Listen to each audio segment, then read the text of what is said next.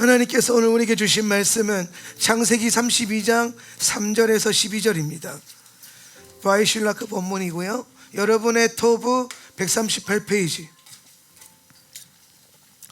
토부 138페이지 성경 본문으로는 창세기 32장 3절에서 12절인데 본교회는 직역성경으로 봅니다. 그래서 화면을 참고하셔서 우리 직역성경 말씀 함께 교독하겠습니다.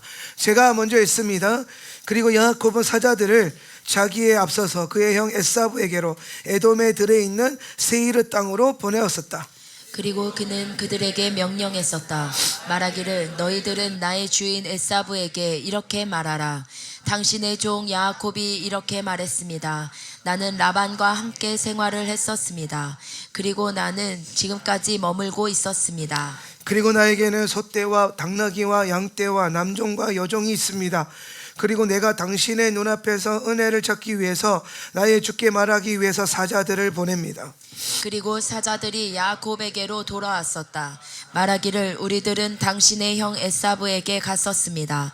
그리고 또한 그도 그리고 400명이 그와 함께 당신을 만나기 위해 오고 있었습니다. 그리고 야곱은 매우 두려워했었다. 그리고 그것이 그에게 번민을 일으켰었다. 그리고 그는 자기와 함께 있는 사람들과 양떼들과 가축들과 약떼들을 두 진들로 나누었다. 그리고 그가 말했었다. 만일 에사브가 한 진으로 오면 그리고 그들이 그것을 치면 그러면 남은 진은 도망갈 수 있게 될 것이다. 그리고 야곱은 말했었다. 오 나의 아버지 아브라함의 하나님, 그리고 나의 아버지 이스하의 하나님, 오 나에게 너의 땅, 내가 태어난 땅으로 돌아가라. 그리고 내가 너와 함께 선을 이룰 것이다 라고 말씀하신 야훼여, 나는 당신이 당신의 종에게 행하신 모든 은총을 떠나서는 그리고 모든 진리를 떠나서는 작은 자입니다. 참으로 내가 이 야르덴을 나의 지팡이 하나를 가지고 건넜었습니다. 그리고 지금은 내가 두 진을 이루었습니다. 내가 원하오니 나의 형의 손에서부터 에사브의 손에서부터 나를 구원하여 주옵소서. 왜냐하면 내가 그를 두려워하기 때문입니다. 그가 와서 나와 내 어머니들을 그들의 아이들과 함께 칠까봐 염려됩니다. 그리고 당신께서 말했습니다. 내가 반드시 너와 함께 선을 이루게 하겠다.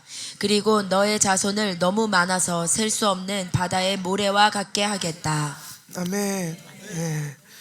오늘 말씀 가지고 야곱이 전쟁에서 이기는 법, 야곱이 전쟁에서 이기는 법이라는 제목으로 하나님 말씀 나누겠습니다.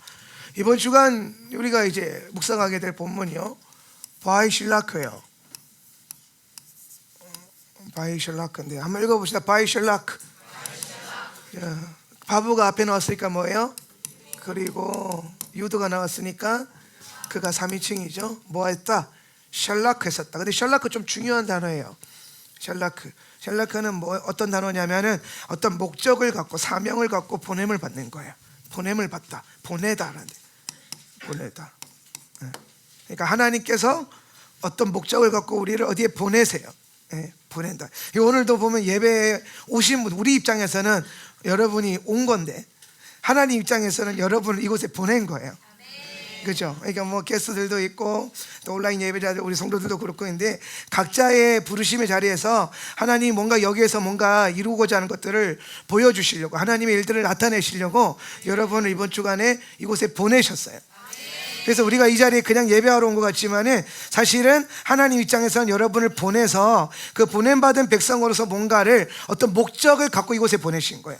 그러니까 여러분 지금 예배만 드리고 있으면 안 돼요. 예배 드리는 거 좀 중요한데 예배 드리면서 하나님이 나를 이곳에 왜 보내셨을까, 이걸 찾아야 돼요. 그래서 오늘 그것이 찾아서 돌아져서 깨달아서 돌아가셔야 돼요. 그래야 하나님 보냄의 목적이 있는 거예요. 그래서 하나님께서 우리를 보내신다. 그리고 그가 보내셨다. 이 보냄에 대한 많은 부르심. 또 이번 주간에는 하나님께서 야곱을 하란 땅에서 다시 본향으로 보내십니다. 사실 여러분, 야곱이 하란으로 이동하는 것과 다시 본향으로 내려오는 것은 마지막 때에 일어나게 될 하나님 나라의 정렬됨과 이스라엘의 회복과 또 여러분이 주님께 어디를 향해 나아가야 되는지가 사실 이 안에 다 담겨 있어요. 이게 지금 야곱이 하란으로 갔잖아요, 그죠? 하란으로 갔는데 거기서 뭐 했냐 그러냐면 오늘 4절 본문에서 보면은 나는 라반과 함께 생활을 했었습니다 이렇게 표현되어 있어요. 생활을 했었습니다. 근데 여기서 말하는 생활했습니다가 히브리어로 뭐냐면은 구르예요. 구르. 뭐예요? 나그네처럼 잠깐 머물러 있었다라는 거예요. 예. 근데 그냥 머물러 있었다는 게 나그네처럼. 근데 왜 머물러 있냐? 거기가 자기가 집을 짓고 살아야 될 때가 아니라는 거예요. 거기가. 그래서 야곱을 다시 본향으로 보내시는 거예요. 예. 이게 사실은 어떤 모습과 같냐면은 이스라엘을 전 열방 가운데 디아스포라로 흩으신 주님의 모습이 나오는 거예요. 근데 이스라엘 백성들이 거기서 집 짓고 살아요. 그런데 그들 안에는 항상 뭐가 있어요? 유대인들 안에는 여기가 우리의 집이 아니다라는 거예요. 여기가 내 나라가 아니라는 거예요. 내가 미국에서 태어나고 영국에서 태어나고 뭐 한국에서 태어나고 어디서 태어났지만 유대인들 안에 이 선민들이 갖고 있는 가장 중요한 정체성은 뭐냐면 내가 미국에서 태어난 미국의 시민권자지만 나는 미국 사람이 아니야. 이게 있는 거예요. 뭐예요? 나는 하나님의 사람이라는 거예요. 여러분, 우리가 유대인들의 많은 어떠한 뭐라 그럴까요? 장단점이 있어요. 유대인들과 몸을 이루어 보면 같이 그들을 섬기고 이 이스라엘 선교라고 하는 이 특별한 부르심 가운데 있다 보면 이스라엘이 갖고 있는 그 특별함이 있어요. 유니크함. 근데 그게 장점으로 올 때가 있고 단점으로 올 때가 있어요. 그러니까 유대인들이 일단 예수가 없기 때문에 예수가 있는 메시아닉 주들은 조금 다른 느낌이지만 기본적으로 유대인들이 갖고 있는 이제 우리가 조금 힘들어. 그러니까 약간 형제 중에서 좋은데 형제인데 힘든 형제들이 있잖아요. 힘든 형제들 없어요? 있죠? 힘든 형제. 형제인데 힘든 형제가 있을 수 있어. 이또구만. 사랑하는데 내 몸인데 좀 힘들어. 그런데 내 가족이니까 내가 어떻게 해야 돼요? 포기하면 돼요? 안 돼요? 그게 유대인들이에요. 우리가 유대인 사역을 하다 보면 이스라엘 사역을 하다 보면 조금 그럴 때가 오거든요. 약간 현타가 올 때가 가끔 있어요. 사역하다 보면. 그런데 그럼에도 불구하고 우리가 그리스도 안에서 한 형제이기 때문에 힘들지만 섬겨야 돼요.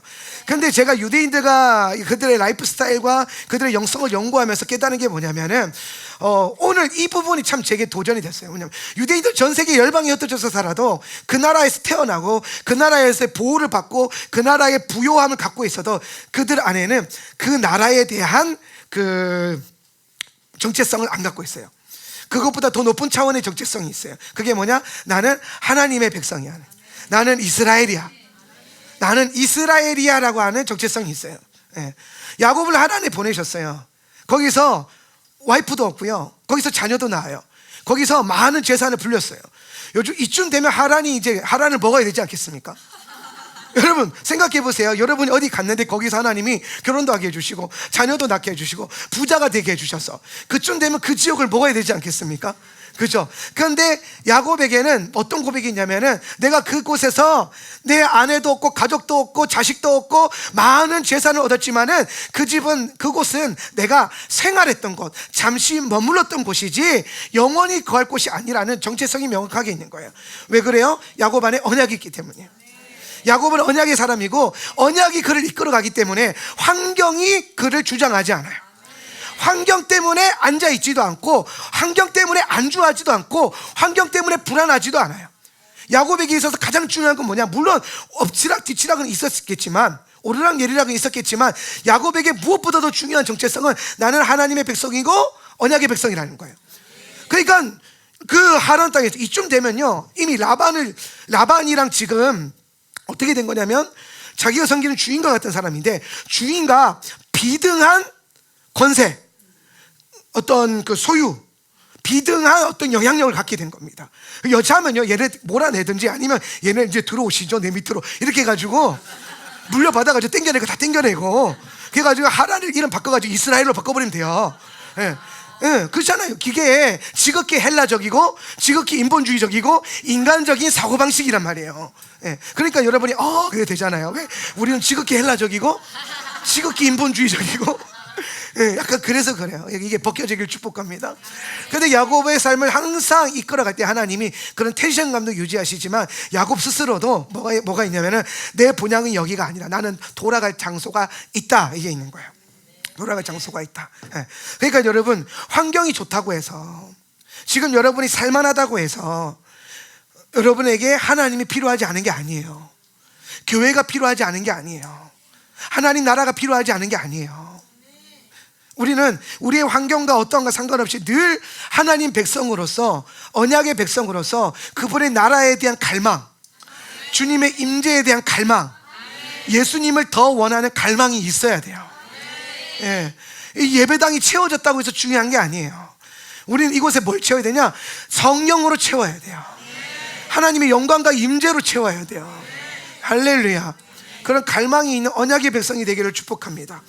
자, 이런 요정 안에 있는 게 야곱인데, 자, 우리가 야곱의 내러티브들을 공부하다 보면은 많은 목사님들이 좀 오해하는 내러티브 본문이 바로 야곱의 하란 땅 거류 사건이 내러티브예요.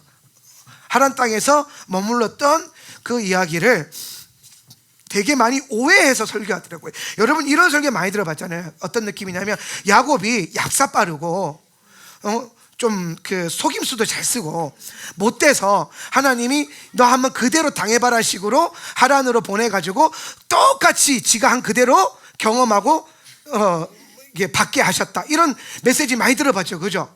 예. 이게 여러분 굉장히 오해가 심각한 본문이에요.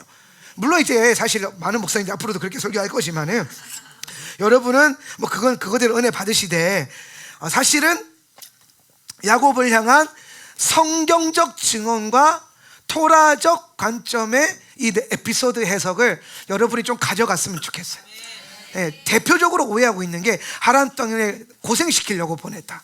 아니에요. 하란으로 가는 건요, 엄청난 하나님의 놀라운 계획과 언약과 하나님의 섭리가 있어요. 하란은요, 야곱에게 선물이에요. 하란 땅은 실제로 야곱이 돌아올 때 맨몸으로, 그가 고백하는 거 보세요. 맨몸으로 갔는데 지금 나올 때는 거대한 지금 이제 족장이 돼서 내려와요. 혼자 가서 나라를 이루어서 와요. 여러분 이스라엘이 멸망하고 전 세계에 흩어졌잖아요. 네. 그래서 어떻게 예수님한테 까불더니 결국엔 저렇게 됐네. 대부분 기독 크리스찬이티들이 이렇게 해석을 한단 말이에요. 예수님을 십자가에 못 박아가지고 나라도 집도 없어지고 전 세계에 뿔뿔이 흩어졌다. 아니에요. 이 모든 섭리 안에 언뜻 그렇게 보이지만 하나님께서 결국에는 돌아오고 있는 이스라엘을 보세요. 고토에 돌아오고 있고 이 세상을 제사장 국가로 이끌어가고 있는 유대인들의 권위와 이 글로벌한 위치를 한번 보세요. 예. 여러분 그 쪼매난 나라, 예. 그 대한민국보다 작은 나라, 그런 쪼매난 나라에 하나님께서 언약을 주시고 계획을 풀어내시니까 전 세계 열방의 중심이 되고 뉴스의 중심이 되고, 그죠? 전쟁의 중심이 되고, 그죠? 예. 싸움의 중심이 되고. 이게 근데 여러분 이게 그냥 중심이 되는 게 아니에요. 이 세상에요, 내전, 예멘은요 아직도 내전 중이에요. 제가 커피 장사할 때 처음 시작할 때 예멘은 내전 터져가지고 예멘 모카마타리 커피를 수입을 못했어요. 제가 좋아하는 커피인데 아직도 수입을 못하고 있어요. 왜? 아직도 내전 중이에요. 아직도 걔네는 내전 중이에요. 그런데 뉴스에 안 올라오잖아요. 그러니까 세상은 예멘이 전쟁하는 거에 별로 관심 없어요. 그런데 이스라엘은 그 전쟁도 아니고 그냥 어디서 미사일을 쐈대. 여기에 그냥 다 전 CNN부터 시작해서 BBC까지 막 뭐 어쩌고 저쩌고 막 아이언돔이 어쩌고 저쩌고 전 세계에 집중이 됩니다. 이스라엘의 전쟁은요 지금까지도 이슈예요. 어떻게 된다 저떻게 된다 이슈예요. 예. 그게 뭐예요? 이스라엘이 가지고 있는 국격이에요. 이스라엘이 가지고 있는 이 글로벌한 그리고 전 세계를 경영하시는 하나님께서 이스라엘을 지금 세우고 있는 모습들이에요. 예, 그런 모습들이란 말이에요. 그러니까 디아스포라에 되어서 지금 돌아오고 있는 이스라엘들 보면은 집도 절도 없이 쫓겨났다가 돌아온 백성들이에요? 아니에요. 거부가 되어서 돌아오고요, 능력을 갖고 들어오고요, 언약을 붙들고 돌아와서 마지막 이 시대의 이스라엘의 회복과 주님 오실 길을 준비하고 있는 가장 또 특별한 민족으로 주님 쓰임 받고 있어요. 예. 그러니까 여러분 이런 모습들로 우리가 세상 만사를 봐야 돼요. 예. 우리 지난주에 말씀 배울 때 이거 배웠어요. 뭐냐면 우리가 가지고 있는 윤리적 관점과 성경적인 관점이 충돌하더라. 그걸 우리가 어디서 배웠냐면은 야곱과 에서의 에피소드에서 배웠어요. 야곱과 에서의 에피소드, 장자권 분쟁부터 시작해서 축복권을 속여서 빼앗는 이 모든 과정, 이 과정을 놓고 많은 목사님들이 이렇게 설교해요. 야곱이 속임수를 썼다. 그러니까 결국에는 나쁜 짓이다. 네, 나쁘다. 그러니까 사실은 야곱이 하는 짓은 누가 봐도 나빠 보여요. 누가 봐도. 그런데 중요한 건 다 나쁘다고 하는데 성경이 뭐라고 하냐는 거예요. 성경이 나쁘다 그럽니까? 아니죠. 성경은 단 한 번도 야곱이 하나님을 갈망함으로 에서에게서 장자권을 빼앗아오고 하나님을 갈망함으로 축복을 빼앗아온 것, 심지어 그 과정 가운데 속임수를 썼던 것, 아니 하나님의 일은 속임수 쓰면 안 되지, 여러분의 윤리적 잣대예요. 근데 성경이 뭐라고 하냐고요. 성경이 너 내가 줄 건데 왜 속임수 썼어, 이런 말 한 번이라도 합니까? 안 합니다.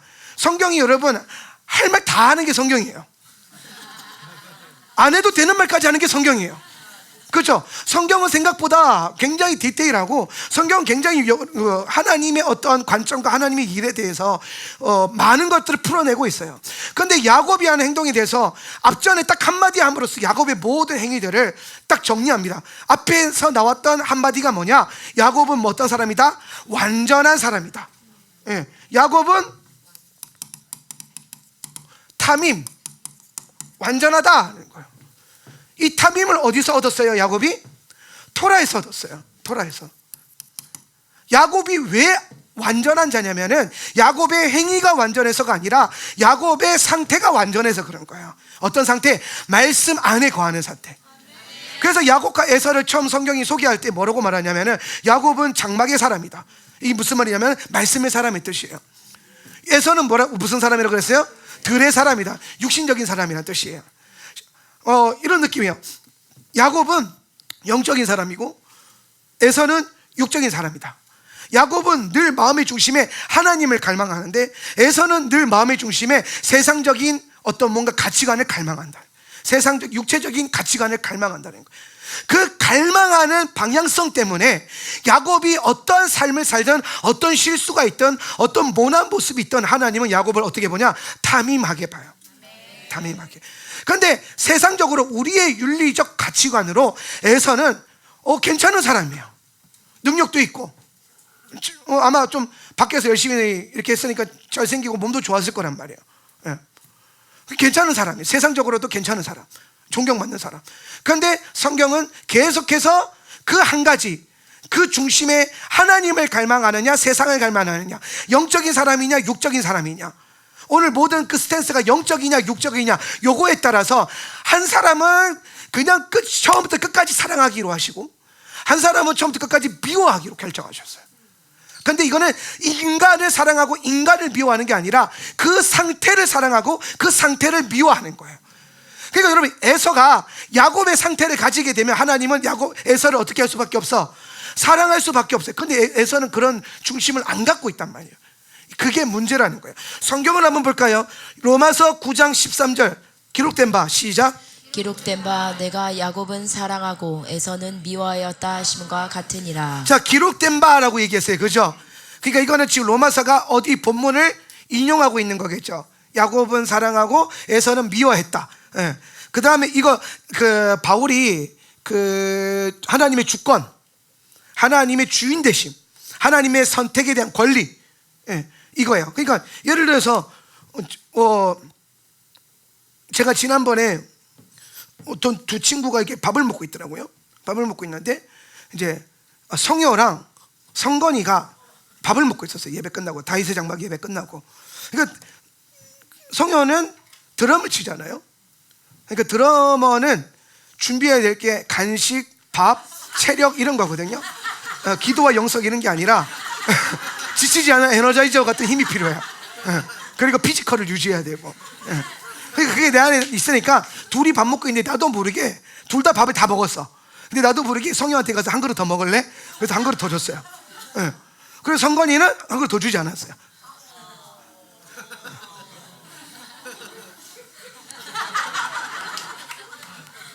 그래서 한 그릇 더 갖다 주면서 야, 드럼 치는 고생 많으니까 한 그릇 더 먹어 줬는데, 그러고 있는데 가만히 생각해 보니까 왜 내가 성건이나, 그러니까 내 중심에는 성형을 준 이유는 덩치도 있고 많이 먹어야 될 것 같고 또 포지션이 그렇고, 그렇죠? 그러니까 얘는 그냥 한 그릇 먹어도 될 것 같고 그래서 한 그릇 더 줬어요. 그러면 자, 내가 성형에게 밥을 한 그릇 더 줬어요. 그러면 이게 문제가 돼요? 아니요, 문제가 안 돼요. 내가 한 그릇 더 준 거예요. 성건이한테 한 그릇 안 줬어요. 그게 문제가 돼요? 안 돼요. 그냥 내가 한 그릇 안 준 거예요. 다 뜻이 있었겠죠. 다 의도가 있었겠죠. 그렇게 믿는 거예요. 근데 사실 큰 의도는 없었는데 그냥 생각 안 났어요. 그냥 죄를 더 줘야겠다. 죄를 더 줘야겠다 이 생각밖에 안 든 거예요. 어쩌면 이런 거죠. 야곱을 축복해주고 블레싱해주고 사랑해주는 게 에서가 싫어서가 아니라 야곱이 그렇게 될 축복을 받을 수밖에 없는 상태에 있는 거잖아요. 하나님이 줄 수밖에 없는 상황 가운데 있는 거예요. 그리고 야곱은 심지어 그런 상황과 상태를 좋아해요. 그래서 사랑을 해주는 거예요. 더 부어주는 거예요.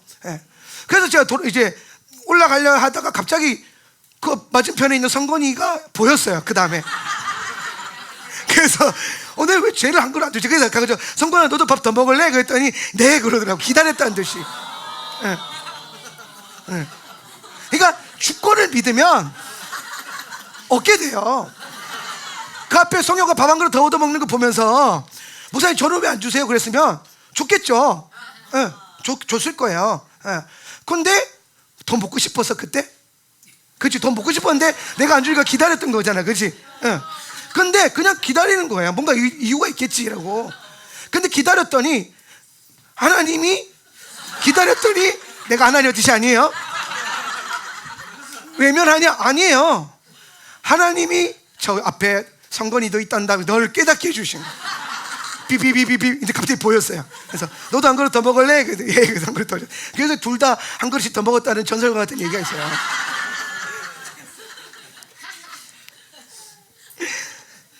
야곱은 사랑하고 에서는 미워하신 것 같으니라. 그러니까 이게 하나님의 주권이다. 누구를 사랑하고 미워한다라는 것. 근데 이걸 넘어서서 그 다음에 끊임없이 하나님이 이 관점을 유지하시는데, 이 말씀이 원래 어디 말씀이냐면 말라기 1장 말씀이에요. 말라기 1장 나는 너희를 사랑한다. 시작. 나는 너희를 사랑한다. 나 주가 말한다. 그러나 너희는 주님께서는 우리를 사랑하신다는 증거가 어디에 있습니까? 에서는 야곱의 형이 아니더냐? 나 주가 말한다. 그런데도 내가 야곱은 사랑하고 에서는 미워하였다. 에서가 사는 언덕은 벌거숭이로 만들고 그가 물려받은 땅은 들짐승들에게 넘겨주었다.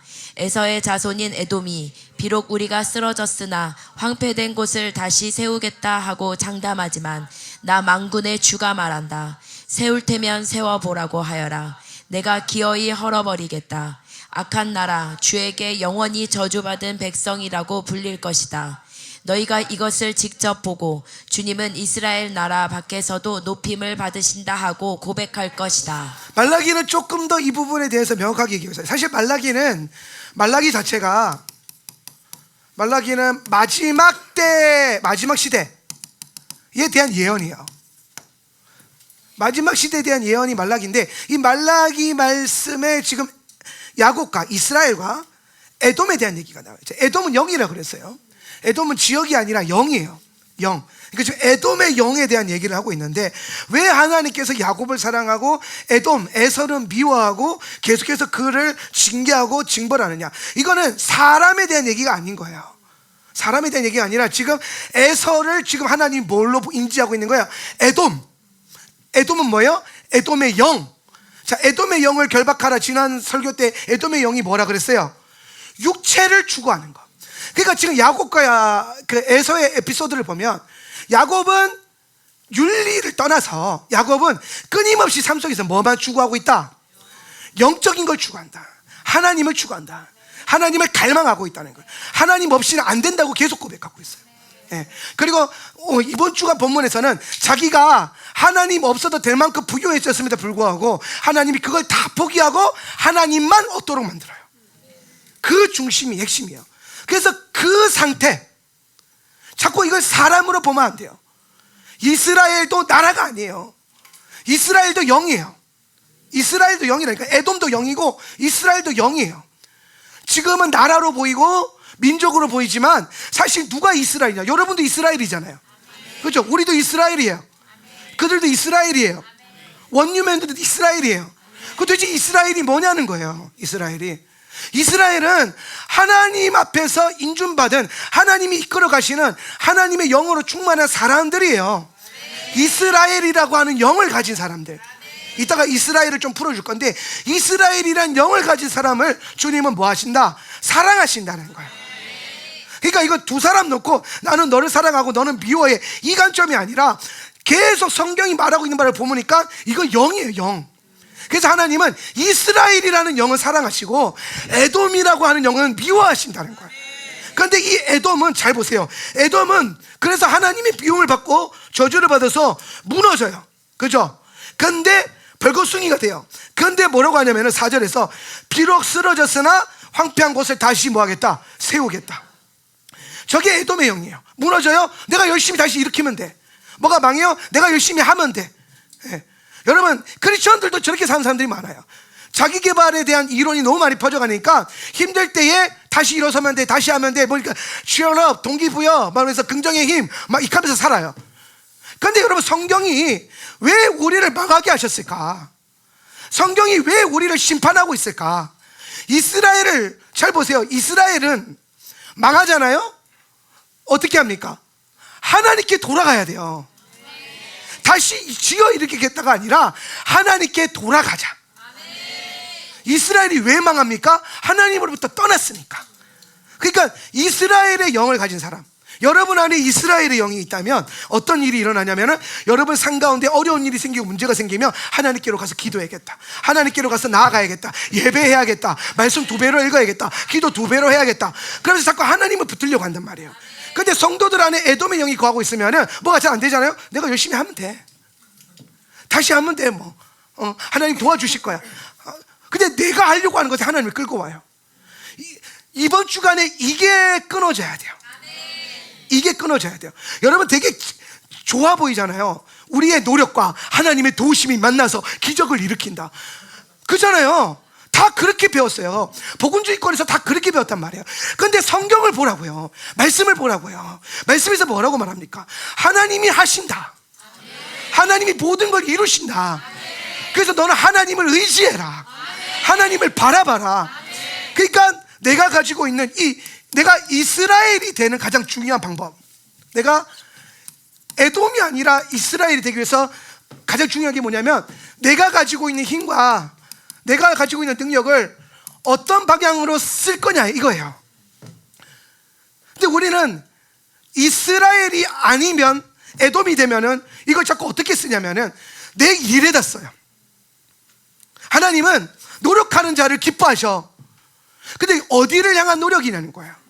무엇을 향한 열심히 하는 거예요. 기도만 하고 앉아있다고 해서 하나님이 뭐 원하실 것 같아? 노력을 해야지. 이런 설교를 정말 많이 하세요, 목사님들이. 근데 그거 생각보다 상당히 위험한 발언이에요. 기도만 하면 돼보다 더 위험한 발언이에요, 사실은. 예. 왜냐하면 그 안에는 다분히 하나님보다 내 열심과 내 능력과 내 노력이라고 하는 전제 조건이 먼저 들어가요. 하나님이 일하시고 하나님이 이끄셔서 나는 순종을 하면 돼, 나는 따라가면 돼, 나는 내 것을 내려놓고 주님을 더 담으면 돼. 요 라이프 스타일로 가고자 하는 게 토라의 가르침인데, 이거를 헬라 신학이 살짝 비틀으니까 아니 인간을 그러면은 뭐 가만히 있나? 가만히 있지 않잖아요. 그게 얼마나 힘든데.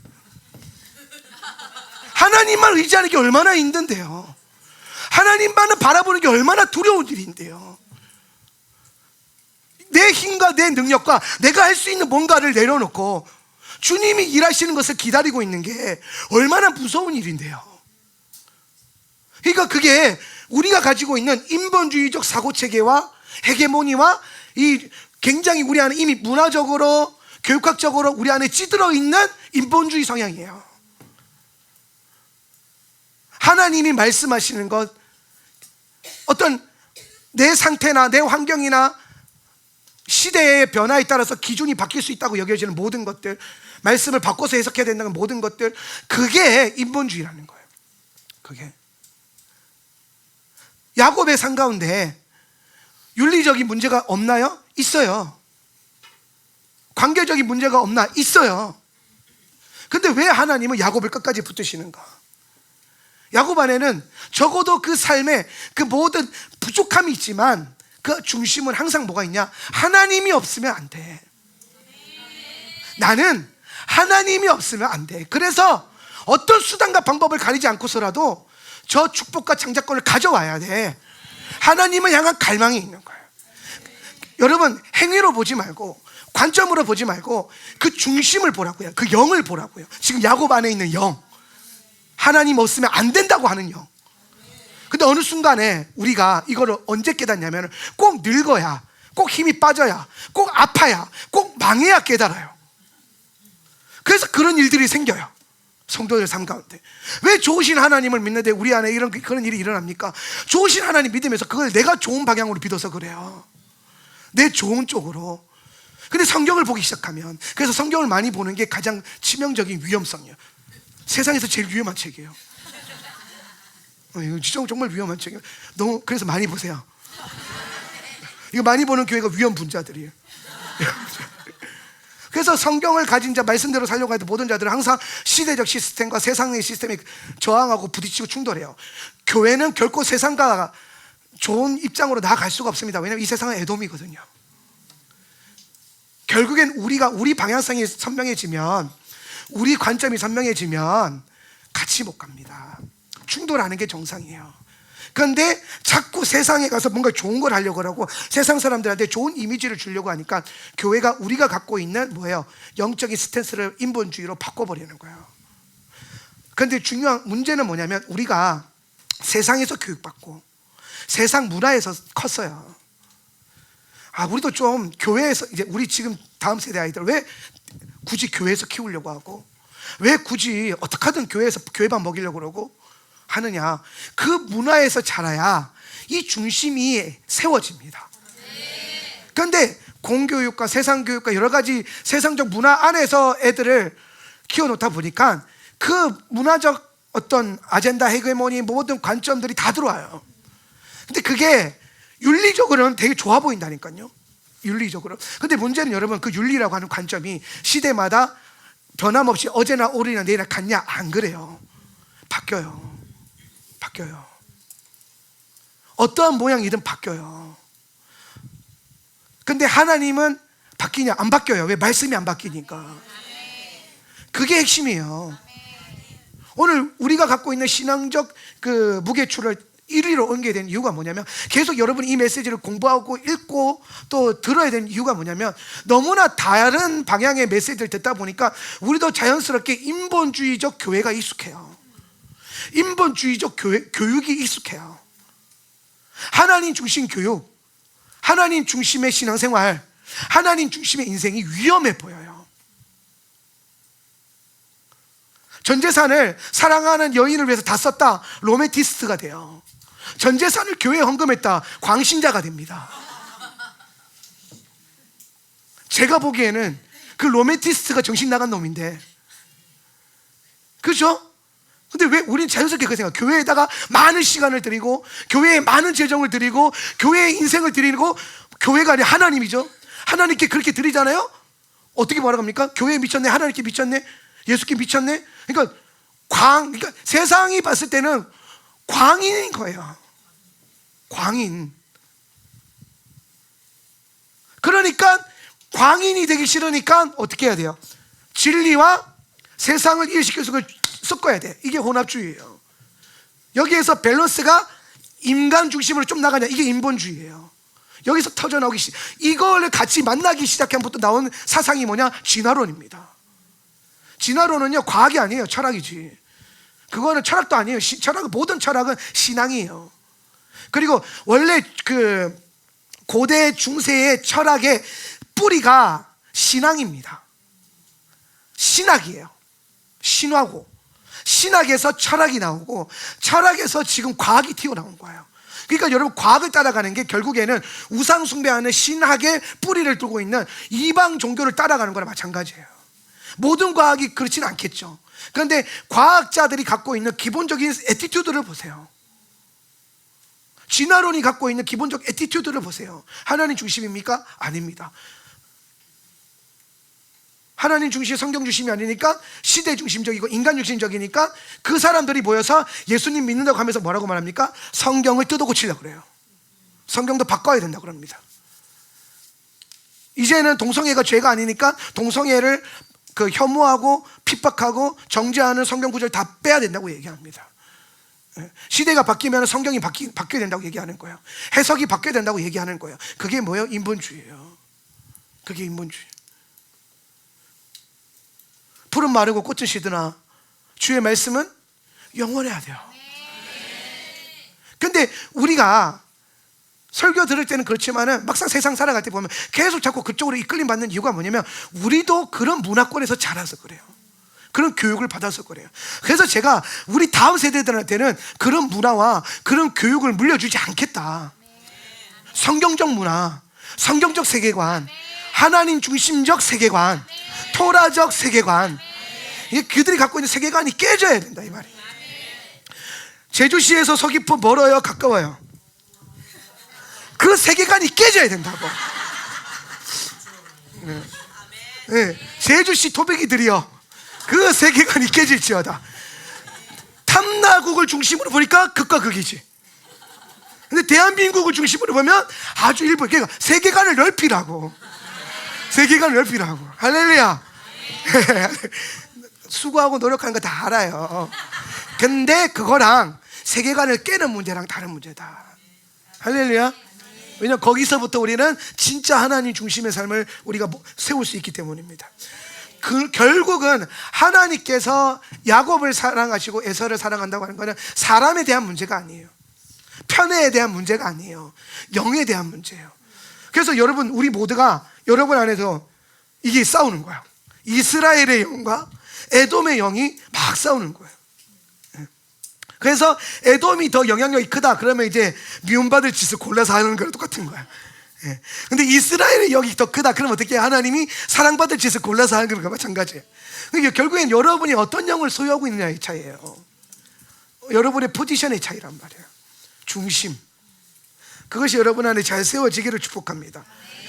그러니까 자, 그러면 이 상태에서 하나님이 야곱을 왜 하란으로 보내셨는가?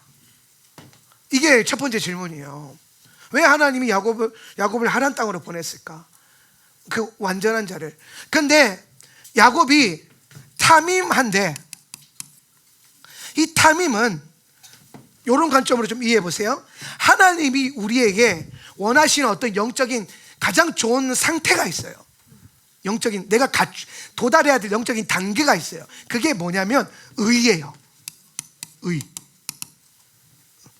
의라는 단계예요. 의. 이게 하나님 우리에게 요구하시는 거거든요. 그런데 이 의가 내 안에 세워지려면 토라가 무슨 얘기하냐면은 너희가 이 의를 하려면 탐임해야 되고 한 가지 더 붙어야 돼. 히탈레카 해야 된다는 거예요. 히탈레카 해야 된다. 히탈레카 핵심이 뭐냐? 동행이에요. 근데 이 동행의 주권이 내게 있지 않은 거예요. 하나님께 있는 하나님 주권 안에서 동행하는 거. 그러니까 하나님과 동행하고 탐임은 완전함인데 이거는 토라, 말씀 안에서의 완전함이죠. 말씀으로 행하고 주님과 행해라는 거예요. 말씀으로 살고 예수님과 함께 살아라는 거예요. 요 두 가지가 탐임하고 히탈레크 했다. 요 두 가지 단어를 부여받은 존재가 딱 두 사람인데 노아와 아브라함. 그래서 결국에는 야곱은 지금 뭐예요? 아브라함의 의를 훈련을 통해서 장착을 해야 되는데 지금 야곱은 탐임은 하나 히탈레카하다는 얘기를 못 듣고 있단 말이에요. 그래서 잘 보세요. 야곱이 하나님을 그렇게 원하고 말씀 안에 있어요. 토라 안에 있어요. 그런데 야곱이 하나님과 동행하는가? 그건 아니야. 야곱은 하나님과 동행하고 싶어 해요. 그런데 야곱은 하나님과 동행하지 않고 뭐와 동행하냐면은 리브가랑 동행해요. 자기 능력과 동행해요. 자기 힘과 능력. 하나님 안에 있는데 그 안에 리브가와, 이게 리브가는 뭐 의존의 대상이겠죠. 그다음에 어떤 환경적인 것, 환경, 관계, 이거는 내가 가지고 있는 내 능력이니까 자아. 그러니까 하나님 말씀 안에 있는데 여기까지는 참 좋은데 동행이 안 되는 거예요. 주권이 리브가에게 있고 주권이 누구에게 있어요? 자기 생각 안에 있어요. 자기 경험 안에, 자기 능력 안에 있어요. 그래서 하나님이 너는 탐임한데 의롭지는 않다라는 거예요. 왜? 히탈레크가 안 되니까. 그래서 하란으로 야곱을 이끄시는 이유가 뭐냐면은 야곱과 함께 히탈레크 하는 법을 가르쳐 주기 위해서 야곱을 하란으로 이끌어가는 거예요. 그러니까 성경은 그냥 표면적으로 보면 이런 어떤 그 영적인 내용들을 보지 않고 표면적으로 보면 형한테 맞아 죽을까 봐 겁나가지고 도망가는 것처럼 보이잖아요. 그런데 그 과정 안에서 하나님이 야곱을 하란을 가는 과정에서 베델을 딱, 이 중요한 거 베델을 딱 경험하게 해요. 베델 언약이죠. 그래서 베델 언약의 핵심은 뭐냐면은 내가 너와 함께 있어 줄게 이거예요. 네가 지금 맨몸으로 쫓겨나듯이 하란으로 가지만 그 과정이, 이 목적이, 이 모든 너의 지금의 인생의 삶이 하나님의 뜻, 주권 안에 있어. 내 뜻 안에 있어. 그래서 내가 너와 함께 뭐 해줄 거야? 동행해 줄 거야. 이거를 첫날 밤부터 딱 경험해요. 야곱은 이때부터 이제 막 하나님 인도하심을 받아서 살려고 이제 그걸 훈련하면서 막 살아가는 거예요. 그러면서 이제 야곱이 여기서 11조 언약까지 딱 냈잖아요. 11조 언약. 하나님과 동행하는 백성들이 자연스럽게 주님 앞에 언약으로 딱 드려지게 되는 첫 번째 스탠스가 11조예요. 딱 드려져요. 요 과정. 그래서 결국에는 하란 땅에서 야곱을 잘 보세요. 야곱이 하란에서 뭐 하나님이 야곱이 못된 성격을 고치고 속임수를 고치려고 막 그대로 당하게 하려, 그게 아니에요. 야곱이 라반이 계속 속임수를 쓰고 거짓말도 하고 악한 일을 꾸미지만은 야곱이 이걸 어떻게 헤쳐나갑니까? 야곱이 이걸 어떻게 헤쳐나가죠? 하나님과 동행함으로 헤쳐나가요.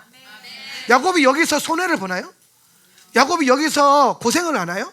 아니에요. 야곱이 오히려 하나님과 동행함으로 말미암아 원수가 계속해서 거짓을 하고 속이고 흉계를 꾸미는데 그것으로 야곱이 오히려 축복을 받고 부자가 됩니다.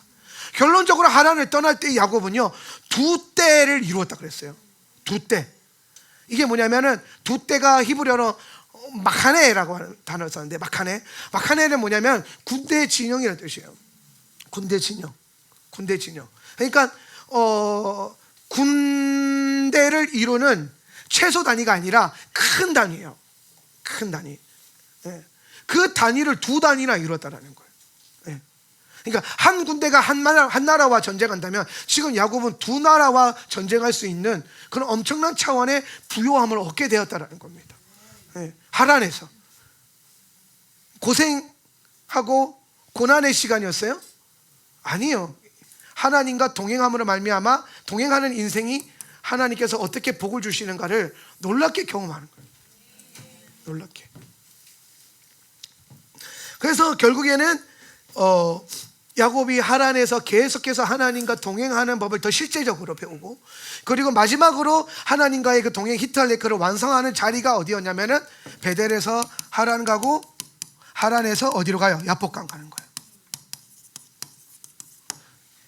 그래서 야복강에서 비로소 야곱이 하나님을 온전히 신뢰하고 완전히 의지하고 자기 힘과 능력, 그러니까 야곱의 문제는 말씀 안에 있지만 자꾸 자기 힘과 능력을 의지하려고 하는, 동행하지 못하는 게 있었거든요. 근데 그거를 내려놓으면서 완전한 자기 포기의 단계를 이루게 됩니다. 그 장소가 야복강 씨름. 그래서 여러분, 이 씨름은 중요한 거는, 이 씨름의 목표는 이기는 게 목적이 아니에요. 씨름의 목표는, 따라오세요. 씨름의 목표는 지는 게 핵심이다. 그러니까 여러분이 하나님과 함께 뭔가 씨름할 때가 있잖아요. 그죠? 하나님과 뭔가 씨름할 때가 있죠. 그럼 여러분, 그건 하나님을 이겨먹으려고 하면요, 절대로 그 씨름이 끝나지 않아요. 밤이 새도 끝나지 않습니다. 그러니까 어떻게 하냐? 하나님이 환도뼈를 꺾어버리는 거예요. 예. 근데 환도뼈가 꺾이고, 여기서 말하는 환도뼈, 이 질 때 꺾인 게 환도뼈인데, 환도뼈가 야레크.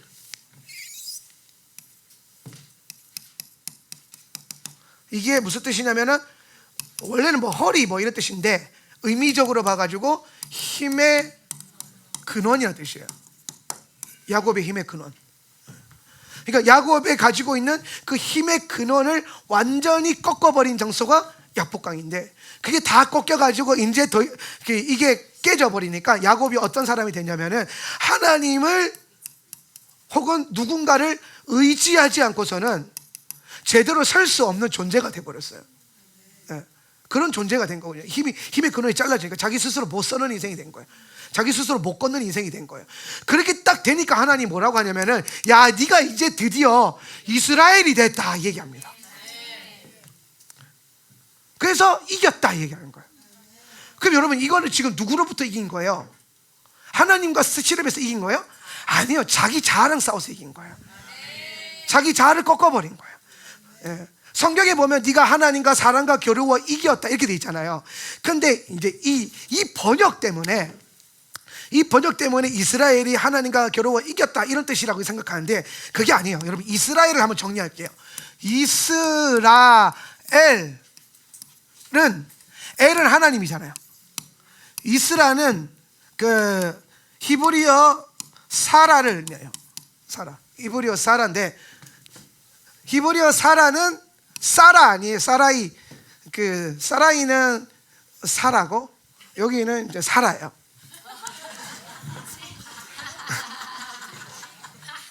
근데 요 사라가 무슨 뜻이냐면은 다스리는 거 아닌가 되어 있어요. 다스리는 어떤 힘, 권세를 얻는 거예요. 얻는 거. 사라는 뜻이. 예. 그러니까 이긴다는 뜻이 없어요.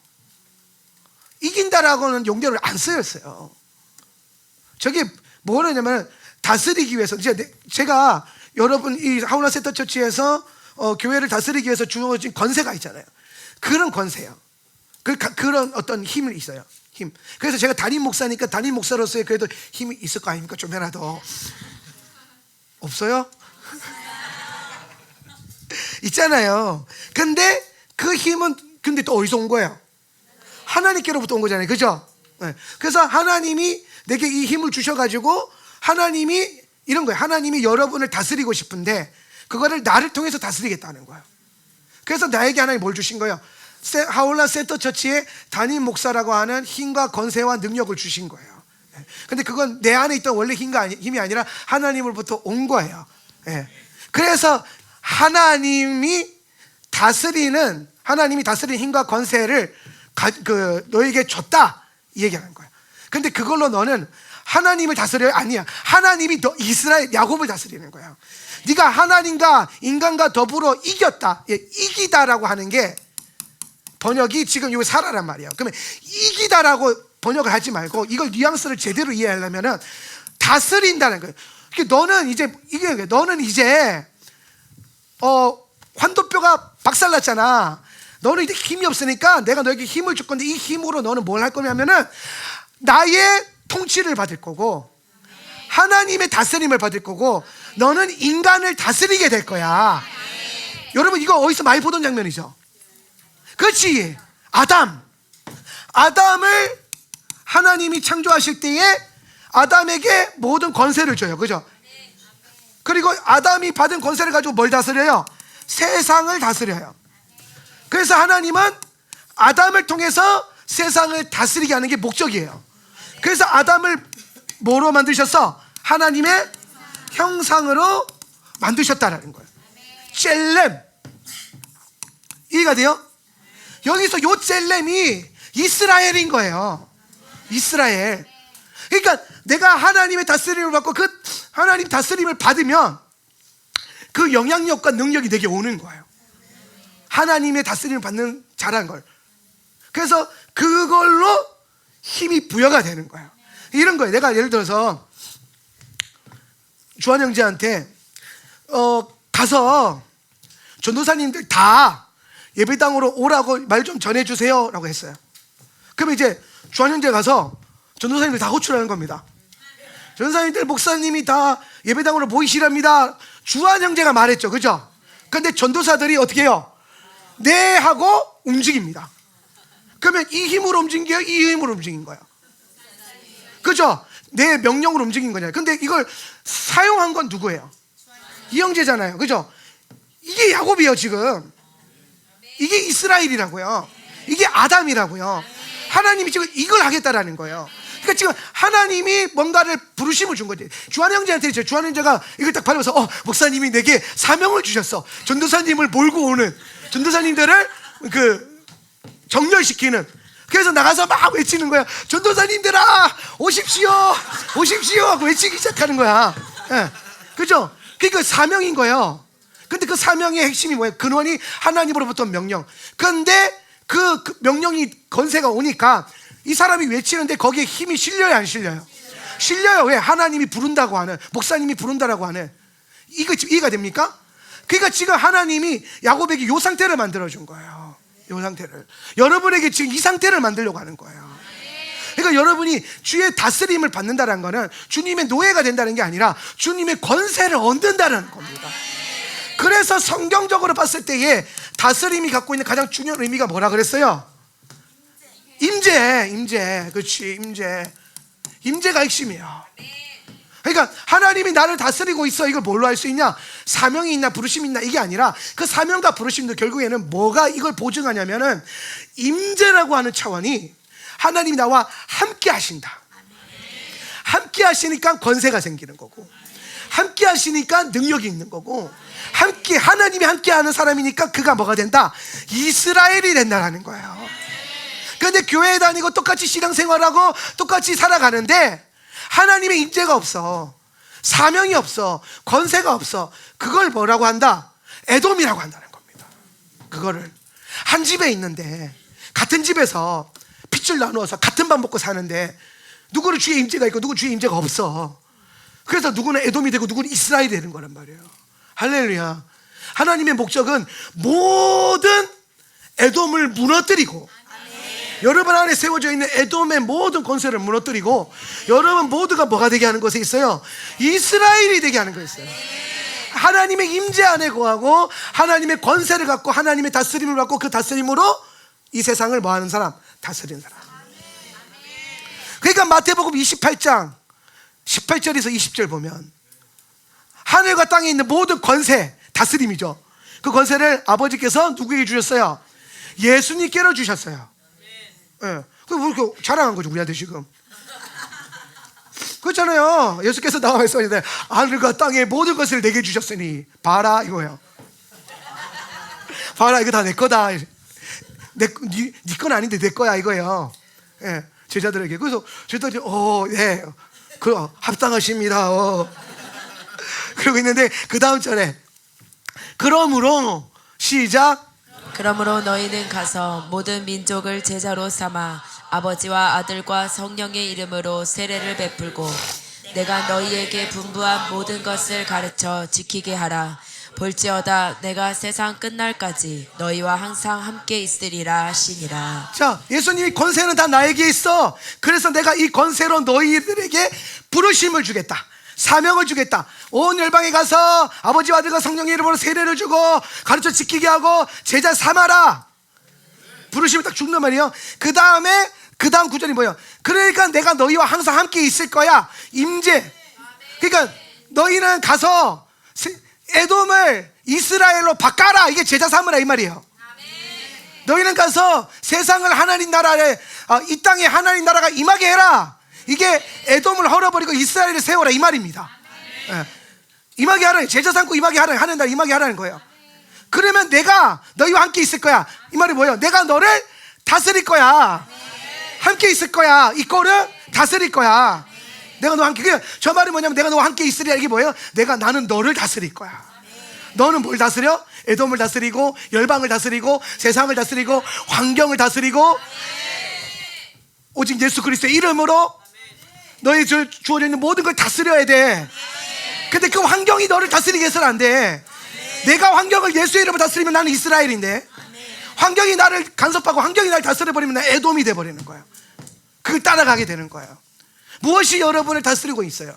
무엇이 여러분에게 가장 중요한 가치관이에요? 무엇이 여러분을 움직이는 근원입니까?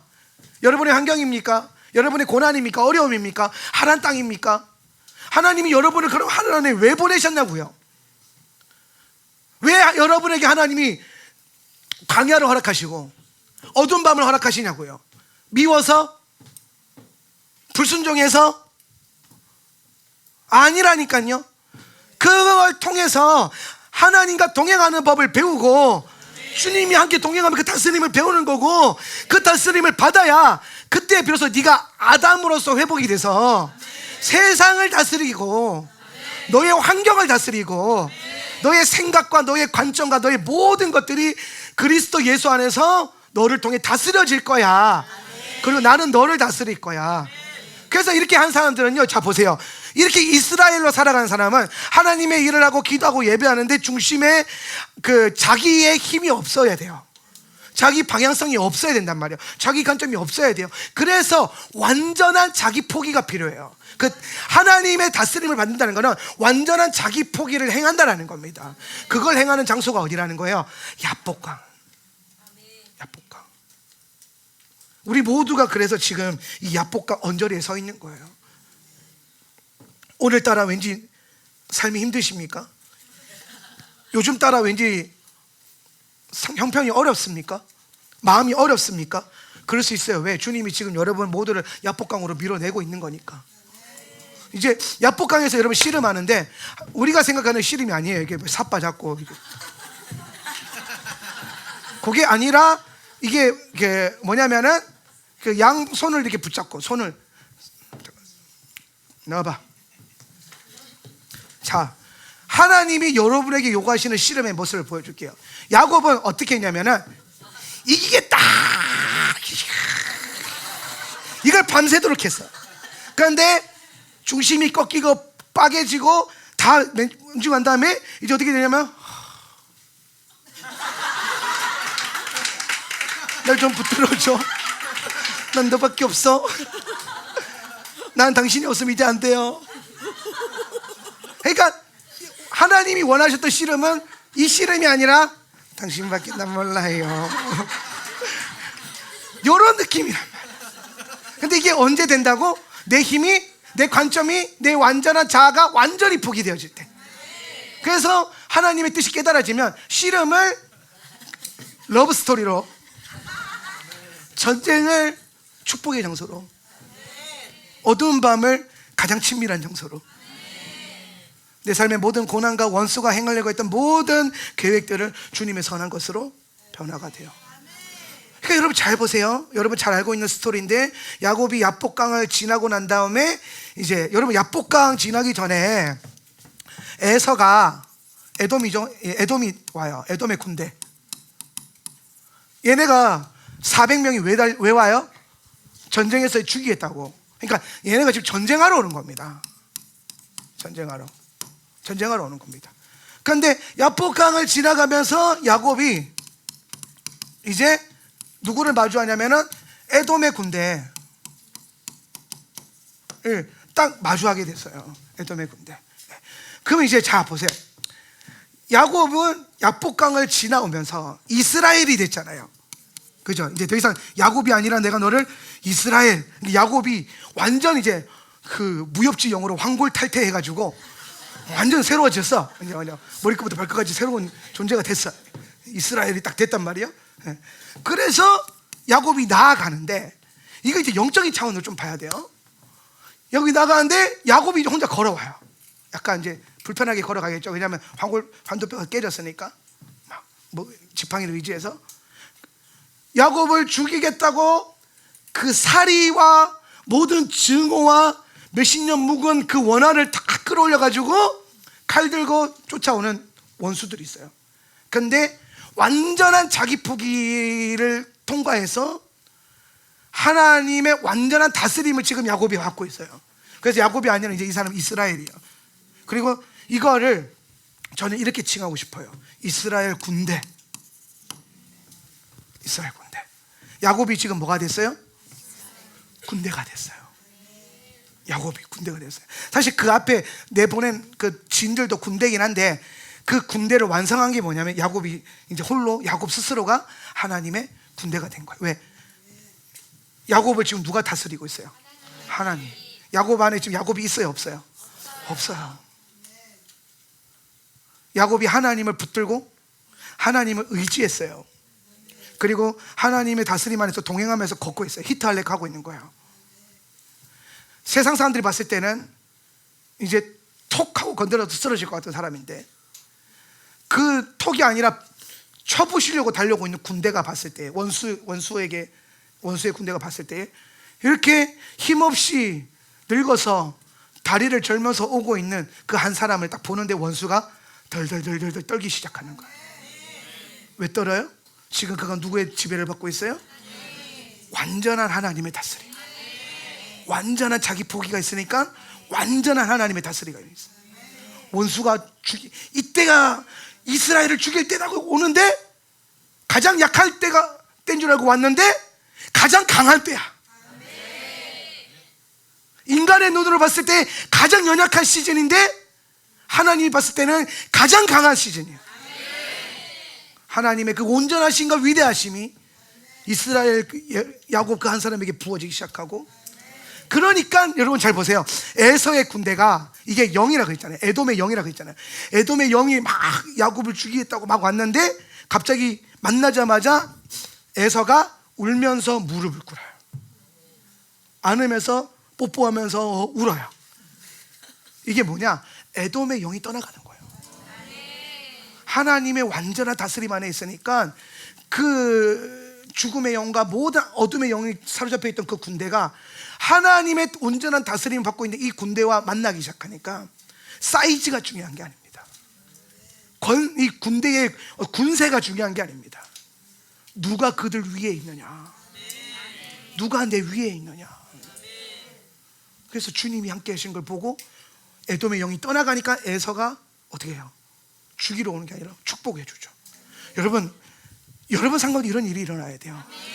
나를 해하려 했던 모든 것들이 내가 주님의 완전한 통치와 다스림 안에 들어가서 내가 하나님의 군대가 돼버리고 이스라엘이 돼버리니까 어떻게 되냐? 나를 죽이러 왔던 400명의 군대가 갑자기 우리의 화해를 축하해주는 퍼레이드 군단이 돼서 빠빠빠빠빠빠빠 빠라빠빠 하면서 막, 그래서 400명이 막 이 상상이 되세요? 다 죽이겠다고 칼도 같은 사람들이 막, 그리고 어떤 사람이 갑자기 막 다 박수 치면서 막 화해했다고 막 그러면서 막 축복한다고 막 그러면서 수고해서 하나님 땅에서 고생해서, 원수의 모든 계획이 뭐가 되어버려서 오히려 축복의 통로가 되어버려요. 나를 대적하던 군대가 나를 축복하는 군대가 되어버려요. 내가 어떻게 될 때 하나님의 완전한 다스림을 들어요. 내 생각과 나의 모든 능력을 내려놓고 예수님을 온전히 의지하고자 하는 그 완전한 자기 포기의 단계에 이르렀을 때 이런 놀라운 하나님의 일들이 일어나는 것입니다. 결론 내리면 야곱이 전쟁에서 이길 수 있는 방법, 에서의 군대가 자기를 죽이러 온다는 것은 단순히 죽이러 오는 게 아니라 전쟁하러 오는 거거든요. 그래서 제가 그 얘기 해드렸죠. 전쟁에 능한 것과 싸움에 능한 것은 다르다. 그죠? 베냐민 지파는 싸움에는 능해요. 근데 전쟁이 능하지 않아요. 그래서 늘 전쟁하면 져요. 베냐민 지파는. 유다 지파는 싸움에 능하지 않아요. 근데 전쟁에 능해요. 그래서 늘 전쟁에 나가면 유다 지파는 이겨요. 근데 유다 지파와 베냐민 지파의 차이가 뭐냐? 딱 요거예요. 내 힘과 능력으로 싸우러 나가느냐, 아니면은 하나님을 의지함으로 나가느냐. 유다, 예후다, 야다, 나는 그냥 손을 뻗어서 주님을 의지하겠습니다. 그러고 전쟁에 나가니까 유다 지파는 앞만 봐도 싸움꾼들이 아닌데 이상하게 전쟁만 하면 이겨요. 베냐민 지파는 야들 나가면 무조건 이길 것 같은데 전쟁만 하면 져요. 여러분, 우리가 그런 혼란 가운데 있지 않습니까? 아니, 예수 믿으면, 교회 다니면, 그리고 또 내가 영적인 전쟁 안에서 내 삶 속에서 이겨야 되는데, 아니 그 정도 능력이면 날마다 승승장구해야 되는데 왜 이렇게 안 되나?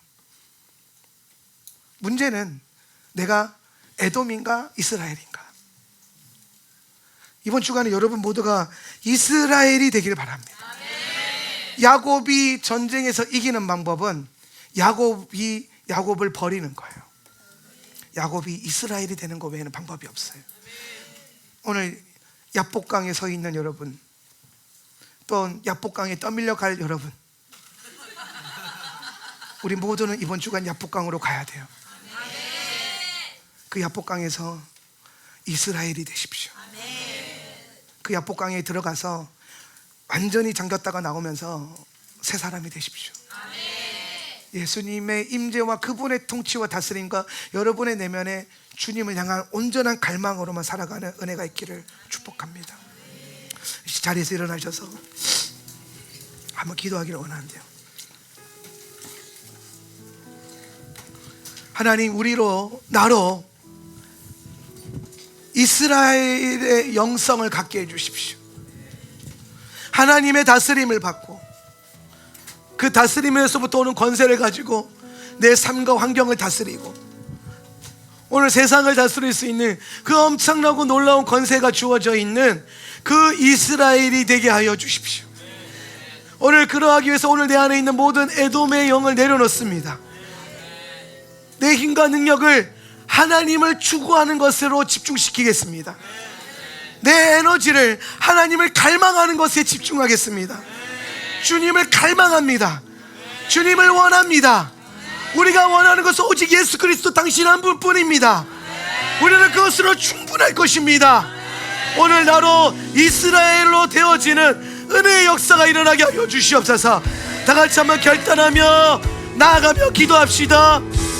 예.